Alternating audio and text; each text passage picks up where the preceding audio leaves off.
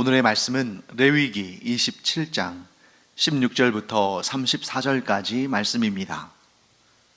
만일 어떤 사람이 자기 기업된 밭 얼마를 성별하여 여호와께 드리려 하면 마지기 수대로 내가 값을 정하되 보리 한 호멜 지기에는 은 50세겔로 계산할지며, 만일 그가 그 밭을 희년부터 성별하여 드렸으면 그 값을 내가 정한 대로 할 것이요, 만일 그 밭을 희년 후에 성별하여 드렸으면 제사장이 다음 희년까지 남은 연수를 따라 그 값을 계산하고 정한 값에서 그 값에 상당하게 감할 것이며, 만일 밭을 성별하여 드린 자가 그것을 물으려면 내가 값을 정한 돈에 그 5분의 1을 더할지니 그리하면 그것이 자기 소유가 될 것이요, 만일 그가 그 밭을 무르지 아니하려거나 타인에게 팔았으면 다시는 무르지 못하고, 희년이 되어서 그 밭이 돌아오게 될 때에는 여호와께 바친 성물이 되어 영영이 드린 땅과 같이 제사장의 기업이 될 것이며, 만일 사람에게 샀고 자기 기업이 아닌 밭을 여호와께 성별하여 드렸으면 너는 값을 정하고 제사장은 그를 위하여 희년까지 계산하고 그는 내가 값을 정한 돈을 그 날에 여호와께 드려 성물로 삼을지며, 그가 판 밭은 희년에 그 판 사람 곧 그 땅의 원주인에게로 되돌아갈지니라. 또 내가 정한 모든 값은 성소의 세겔로 하되 20게라를 한 세겔로 할지니라. 오직 가축 중에 처음 난 것은 여호와께 드릴 첫 것이라. 소나 양은 여호와의 것이니 누구든지 그것으로는 성별하여 드리지 못할 것이며, 만일 부정한 짐승이면 내가 정한 값에 그 5분의 1을 더하여 물을 것이요, 만일 무르지 아니하려면 내가 정한 값대로 팔지니라. 어떤 사람이 자기 소유 중에서 오직 여호와께 온전히 바친 모든 것은 사람이든지 가축이든지 기업의 밭이든지 팔지도 못하고 무르지도 못하나니 바친 것은 다 여호와께 지극히 거룩함이며, 온전히 바쳐진 그 사람은 다시 무르지 못하나니 반드시 죽일지니라. 그리고 그 땅의 10분의 1 곧 그 땅의 곡식이나 나무의 열매는 그 10분의 1은 여호와의 것이니 여호와의 성물이라. 또 만일 어떤 사람이 그의 11조를 물으려면 그것에 5분의 1을 더할 것이요, 모든 소나 양의 11조는 목자의 지팡이 아래로 통과하는 것에 10번째의 것마다 여호와의 성물이 되리라. 그 우열을 가리거나 바꾸거나 하지 말라. 바꾸면 둘 다 거룩하리니 무르지 못하리라. 이것은 여호와께서 시내산에서 이스라엘 자손을 위하여 모세에게 명령하신 계명이니라. 네, 어제에 이어서 오늘도 하나님께 서원한 것을 어떻게 처리하는가 하는 그 서원의 규정에 대해서 살펴봅니다. 오늘 본문의 첫 번째 내용은 어떤 사람이 자기 소유에, 사실 이스라엘의 모든 땅은 하나님의 소유입니다만 자신이 하나님께로부터 기업으로 받은 그 땅, 그 중에서도 이 밭을 하나님께 서원하여 드릴 때에 어떤 규정들을 따라야 되는가 하는 그런 내용들이 나옵니다. 자, 가장 기본이 되는 것이 16절에 나오죠. 만일 어떤 사람이 자기 기업된 밭 얼마를 성별하여 여호와께 드리려 하면 마지기 수대로 내가 값을 정하되 보리 한 호멜지기에는 은 50세겔로 계산할지며. 자, 밭을 하나님께 어떻게 드릴까요? 하나님께서 갑자기 나타나셔서 그 밭을 받아가실까요? 아니죠. 모든 것은 이 땅에, 아니 온 우주의 모든 것은 그 우주 자체가 하나님의 소유인데 그것을 하나님께 드린다는 것은 하나님께 나의 소중한 것을 내어드린다는 헌신의 의미죠. 그리고 하나님께서 그 앞에 나타나셔서 그것을 가져가시는 것이 아니라 기본적으로 하나님께 성별하여 드린다 할 때에는 성전이 있기 전에는 성소에, 그리고 성전이 세워진 다음에는 성전에, 그곳에서 거룩한 사역을 감당하는 제사장에게 그것을 가져와서 성전 혹은 성소의 소유로 삼고 그것을 제사장들이 관리를 하는 것입니다. 자, 그러면 제사장은 누군가가 자신의 기업된 밭을 성별하여 하나님께 서원하여 드렸을 때에 그 밭의 가치를 환산해야 한다는 거죠. 어떻게 가치를 환산하느냐? 그 가치를 환산하는 이유는 보통 이것입니다. 땅을, 곧 밭을 성소 혹은 성전에 있는 제사장에게 와서 이것을 하나님께 성별하여 드립니다 할 때 나중에 그것을 무르다, 즉 그 소유권을 되찾아가다, 이런 개념들이 있거든요. 그럴 때에 그 땅의 가치에 5분의 1을 더해서 성전에 드리고 그 땅의 소유권을 찾아가는 것인데, 그때 그 5분의 1의 가치를 더할 때에 그 기준을 마련한다는 겁니다. 그러면 그 기준을 어떻게 마련하느냐? 그 땅의 생산성을 가지고 그 땅의 가치를 정하는 것입니다. 그러면 그 땅의 생산성을 어떻게 판단할 것인가? 이것입니다. 얼마나 많은 씨앗을 파종할 수 있느냐? 왜 그럴까요? 씨앗을 많이 파종하면 많은 소출을 얻을 것이고, 씨앗을 조금 파종할 수 있는 면적이라면 적게 얻을 수 있기 때문이죠. 그래서 이런 말이죠. 그 밭의 면적을 따라서, 그 밭의 면적, 곧 씨앗을 얼마나 뿌릴 수 있느냐, 그 밭의 크기를 따라서 값을 정하라, 이렇게 말씀하고 있는 것이죠. 그래서 이게 아주 재밌는 표현이 나오는데 16절 말씀 보시면 마지기 수대로 내가 값을 정하라, 이렇게 되어 있습니다. 마지기 수. 그런데 여러분, 마지기는 우리나라의 땅의 크기를 따질 때 사용하는 그러한 단위잖아요. 마지기. 자, 오늘날 이 마지기가 어느 정도의 평수의 땅인지를 잘 알지를 못하실 겁니다. 저도 잘 몰랐어요. 그래서 국어사전에 우리말로 마지기, 즉 우리의 마지기 단위는 어느 정도 면적인가 찾아보니까 그게 이렇게 되어 있습니다. 국어사전에서 마지기는 벽시, 그러니까 이 쌀, 벽시 있죠? 벽시 한 말, 벽시 한 말에 해당하는 씨앗이나 그 씨앗이 발아한 모를 심을 만한 넓이다, 이렇게 되어 있습니다. 그래서 지방마다 조금 다르긴 하지만 논의 경우는 대략 150평에서 300평, 밭의 경우는 약 100평이다. 자, 왜 논이 한 두세 배 더 넓을까요? 그 이유는 논에는 씨앗을 바로 뿌리지 않고 씨앗을 싹 틔운 모를 심기 때문에 보다 더 넓은 면적이라는 거죠. 그래서 한 마지기다 하면 밭으로 따지면 100평 정도, 논으로 따지면 150평에서 300평 정도. 그런데 이스라엘 같은 경우는 어떻습니까? 밭이잖아요. 논이 없잖아요. 그러니까 한 우리식으로 따진다면 한 100평 정도 될 거예요.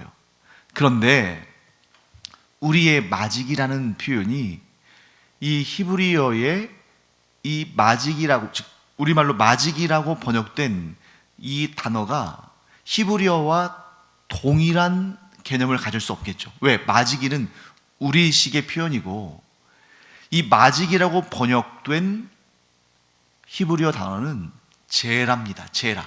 여러분, 이 제라라는 단어는 여러분들이 알아두시면 좋겠어요. 아주 기본적인 의미로 씨앗, 씨, 이런 뜻인데 꼭 비단 이 곡물의 씨앗만 의미하는 것이 아닙니다.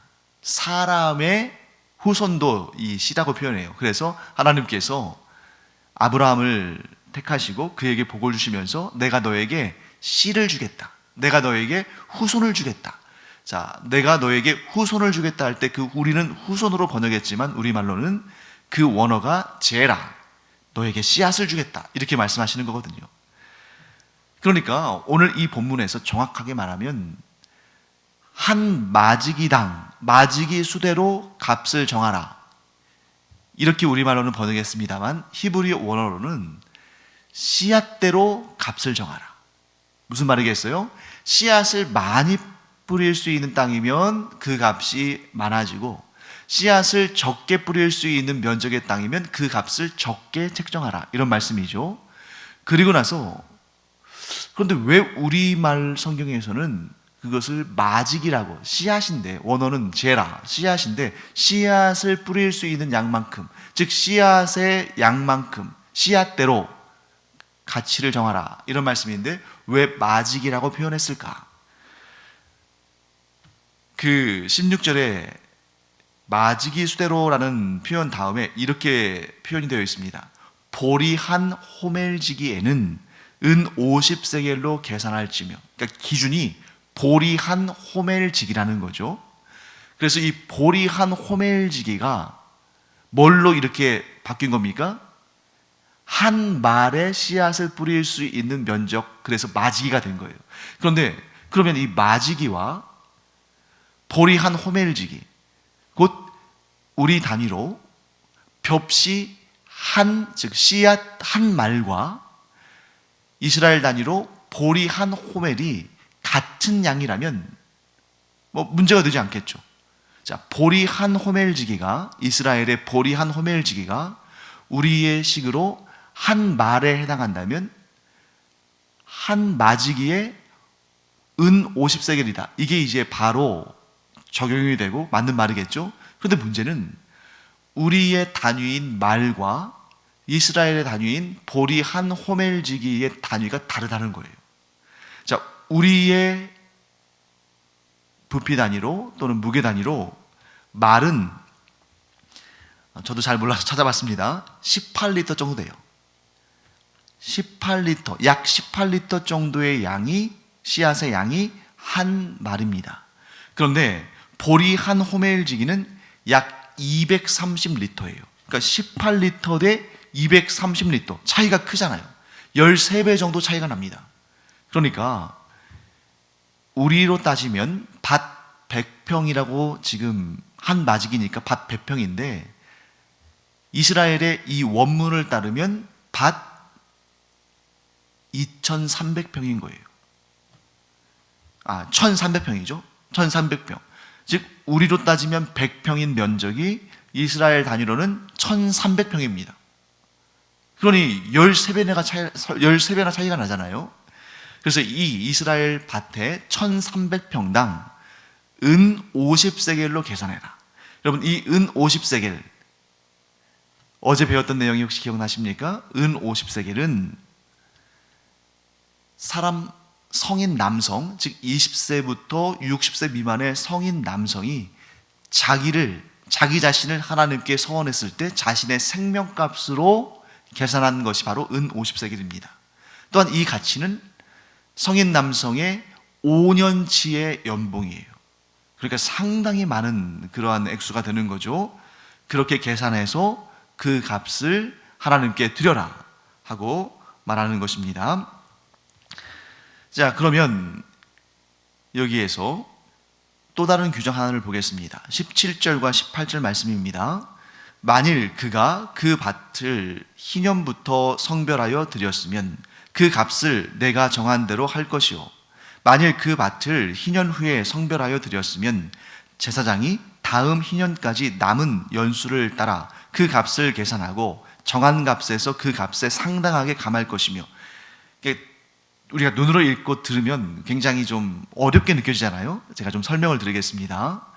자, 희년은 어떤 해냐면 이렇게 말할 수 있어요. 리셋, 다시 시작하는 해.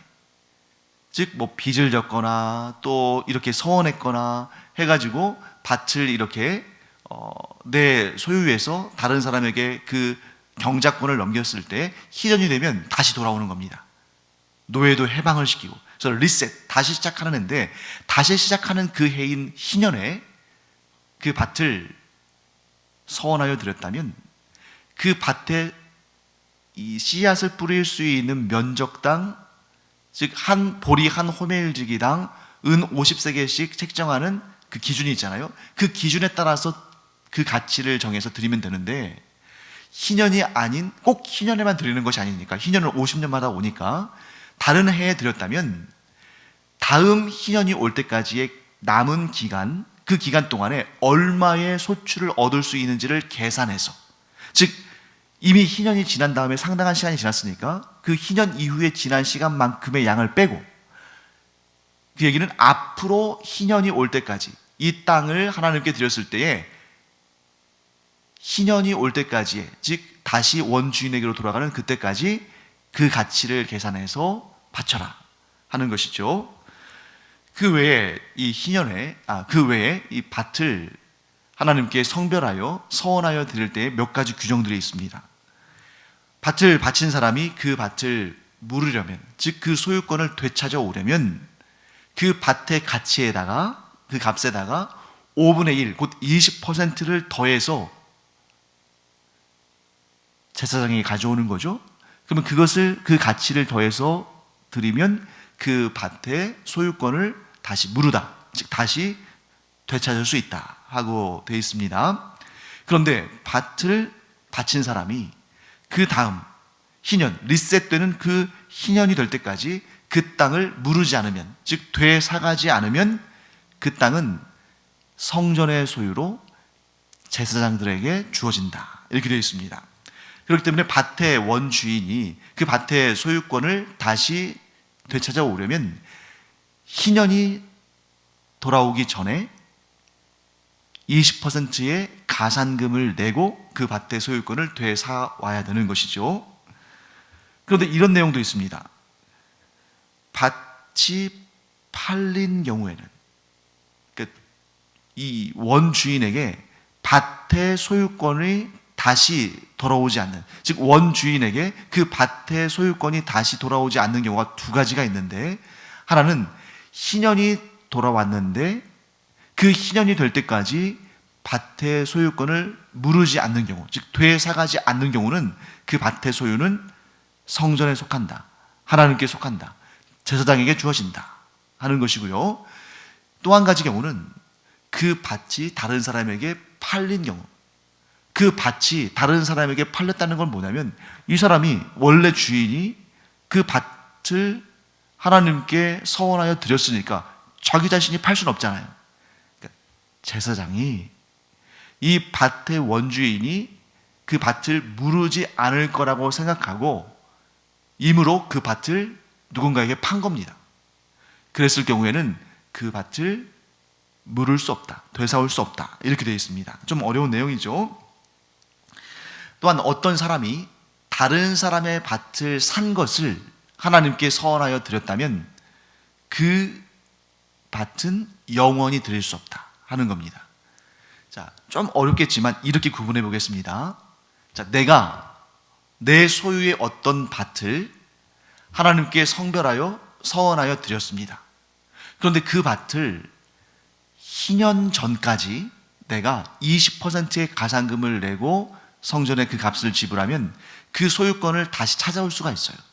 그런데 내 소유의 땅인데 하나님께 서원하여 바친 다음에 희년이 될 때까지 그 밭을 무르지 않으면, 곧 20%의 가산금을 내고 원래 가치에다가 20%를 더해서 그 밭의 소유권을 사오지 않으면 그 밭은 영영이 하나님의 소유, 곧 성전에 귀속되고 제사장들에게 주어집니다.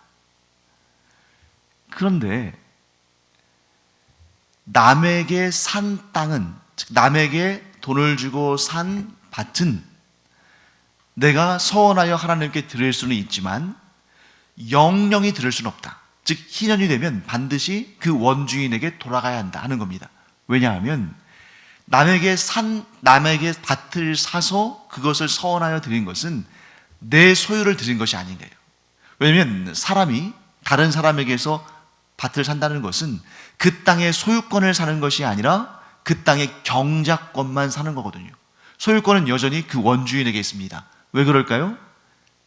그의 기업이니까. 하나님께서 기업을 주실 때는 그 가정에게 주신 거니까. 그래서 누군가가 이 사람의 밭을 산다는 것은 그 땅의 소유권을 사는 것이 아니라 경작권만 사는 거죠.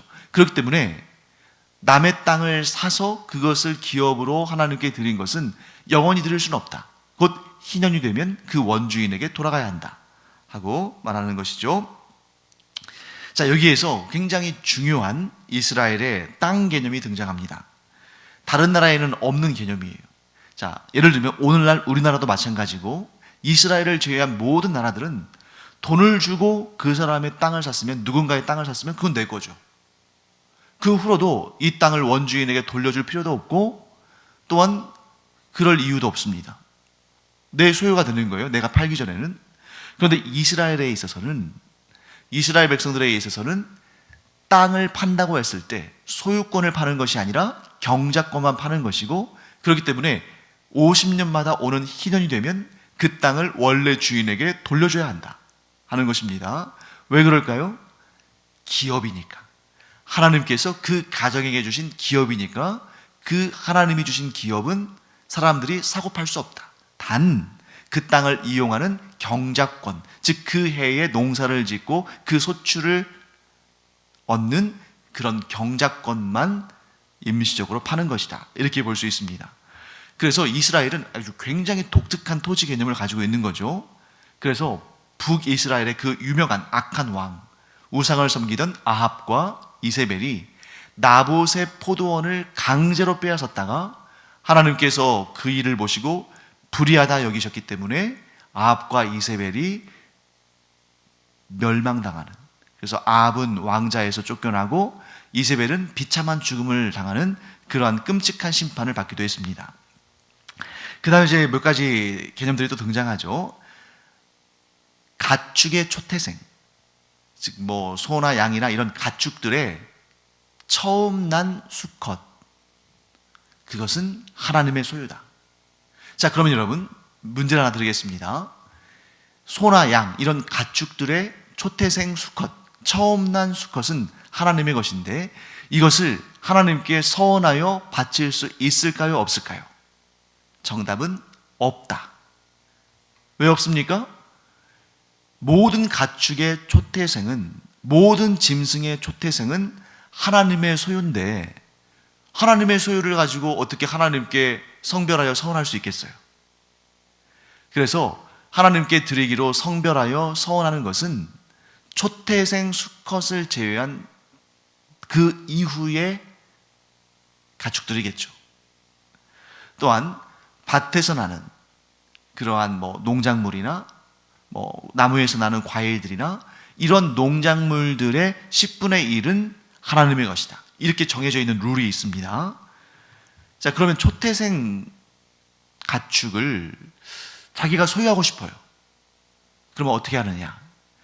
그 초태생 가축의 가치에다가 역시 5분의 1, 곧 20%의 값을 더해서 하나님께 바치면 그 초태생 가축의 그 초태생을 자기 소유로 만들 수 있다 하는 것입니다.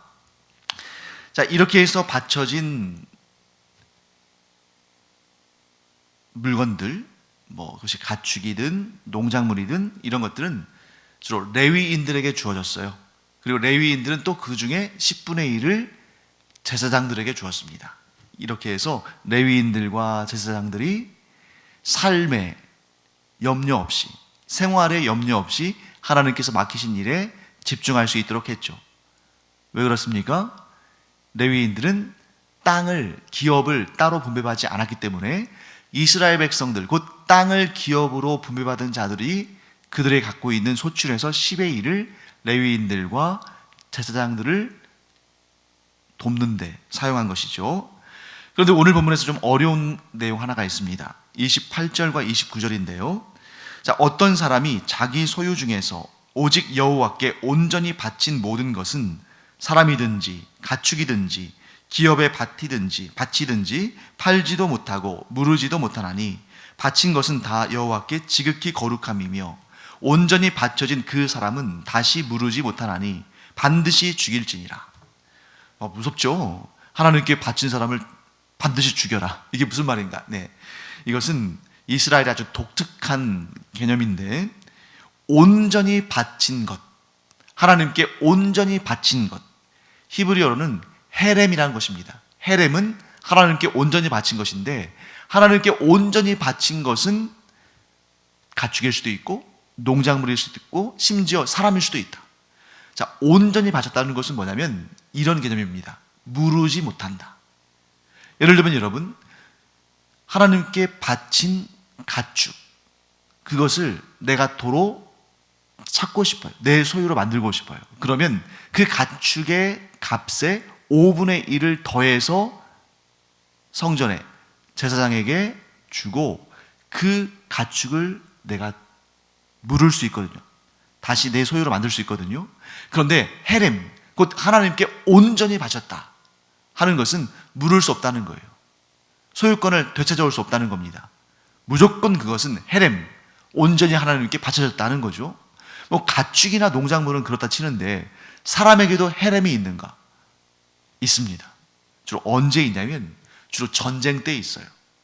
그래서 우리가 여호수아서나 이런 책들을 읽어보면 진멸의 전쟁이 있잖아요. 그래서 어떤 성을 공격할 때, 예를 들면 여리고 성을 공격할 때 이스라엘 백성들이 헤렘을 선포합니다. 그 여리고 성 안에 있는 모든 사람은 헤렘, 곧 하나님께 온전히 바쳐진 자들이다. 그렇게 되면 그 사람들을 한 명도 남김없이 다 죽여야 되는 거죠. 살려둬서는 안 됩니다. 왜? 헤렘이니까. 또 사사기를 보면 입다의 딸이 등장하죠. 입다가 전쟁을 치르면서 이 전쟁에서 승리하며 돌아오게 하시면, 이 전쟁을 승리하게 하시면 제가 집에 돌아올 때에 누구든지 가장 먼저 그 집 문 밖으로 나와서 나를 맞이하는 자를 헤렘, 곧 온전히 바쳐진 자로 하나님께 드리겠습니다 하고 서원을 합니다. 그런데 그때 입다가 전쟁에서 승리한 다음에 돌아올 때에 가장 먼저 문을 열고 나와서 반갑게 입다를 맞이한 사람은 누구였어요? 그의 외동딸이었죠. 그래서 입다가 얼마나 괴로워합니까? 왜? 하나님께 헤렘, 사람의 헤렘을 서원했는데 마침 그 헤렘의 대상이 되는 사람이 자기의 그토록 사랑하는 외동딸이었으니까. 그러면 그 외동딸을 정말 죽여서 하나님께 드렸을까요? 자, 전쟁의 헤렘은 죽임을 통해서 진멸하지만 이러한 경우는 직접 죽였을 것이다 라고 해석하는 사람들도 있지만, 그런데 오히려 이렇게 해석하는 것이 보다 더 현실적입니다. 그 여인이 하나님의 헤렘, 곧 하나님께 온전히 바쳐진 자가 되었으니까 개인적인 사적인 생활을 포기하고 온전히 하나님을 섬기는, 예를 들면 성막이나 성전에서 그의 삶을 온전히 하나님께 드려 하나님만 섬기다가 심지어 결혼하지도 않고 자식도 낳지 않고 그러다가 그 인생을 마친다. 그래서 입다가 그 딸을 헤렘으로 하나님께 드렸을 때에 입다의 딸과 그의 친구들이 막 울고, 그리고 그것이 전통이 돼서 이스라엘 여인들이 울음으로 그때를 기념하죠. 그러니까 이것이 바로 죽었다 이런 개념보다는 평생을 결혼도 하지 않고 아기도 갖지 않고 하나님께 온전히 성별되어 헤렘으로 바쳐진 자로서 하나님만 섬기며 살았다, 이렇게 설명하는 것이 더, 이렇게 해석하는 것이 더 좀 이 헤렘의 개념에 가깝지 않나 하는 생각이 듭니다. 자, 이제 오늘로써 레위기를 마치는데 한 가지 의문을 우리가 한번 풀어보고 마무리하도록 하겠습니다. 자, 하나님께서 서원을 억지로 요구하십니까? 아니죠. 하나님은 어떤 경우에도 서원을 요구하시는 법이 없습니다. 서원이라는 것은 사람이 먼저 하나님께 약속을 하는 거지, 하나님께서 네가 서원하면 내가 너의 기도에 응답하겠다 라고 말씀하신 적이 없어요. 사람이 자기의 간절한 기도의 제목이나 혹은 자기의 간절한 소망을 두고 하나님께 서원을 하는 것이지요. 그러면 하나님께서 요청하지도 않으시고 하나님께서 요구하지도 않으시는 서원을 왜 사람들이 할까? 이 서원을 보면 굉장히 손해로 보이잖아요. 하나님께서 밭을 요구하지도 않으셨는데 밭을 드리고, 하나님께서 그 사람의 인생을 요구하지도 않으셨는데 자기의 삶을 하나님께 드리고, 또 비싼 가축들, 뭐 농작물들, 뭐 이런 것들을 하나님께 막 드린단 말이죠. 세상적으로 보면, 물질적으로 보면 손해입니다. 그런데 왜 그들은, 하나님의 백성들은 하나님께 서원을 했을까? 계산기로 계산할 수 없는, 곧 물질적으로 환산할 수 없는 놀라운 것이 있기 때문입니다. 그래서 저는 이렇게 마무리하고자 합니다. 레위기에 등장하는 서원의 의미는 바로 하나님을 향한 사랑과 믿음의 표현이다. 사랑하는 성도 여러분, 여러분과 제가 하나님께 예물을 드릴 때 그것이 꼭 산술적으로, 꼭 물질적으로 무엇인가를 얻어내기 위해서 하나님과 금전거래를 하는 것입니까? 아니죠. 하나님께 예물을 드리는 그 근본은 하나님의 은혜에 감사해서, 하나님을 사랑해서 드리는 거잖아요. 그래서 서원은 하나님께서 나를 사랑하셨기 때문에 그 크신 사랑에 대해서 나도 감사와 사랑의 표현으로 하나님께 드리는 것이고, 또한 서원은 믿음의 표현이기도 합니다.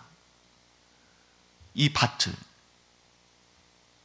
가축을, 곡식을 하나님께 아낌없이 드리며 심지어 자기의 생명까지도 하나님께 드리는데, 내가 하나님께 무엇을 드리든 하나님께서는 그것과는 비교할 수 없는 은혜와 복과 사랑과 은총을 주시는 분이라는 이 믿음의 확신이 있기 때문에 하나님께 서원할 수 있는 거죠.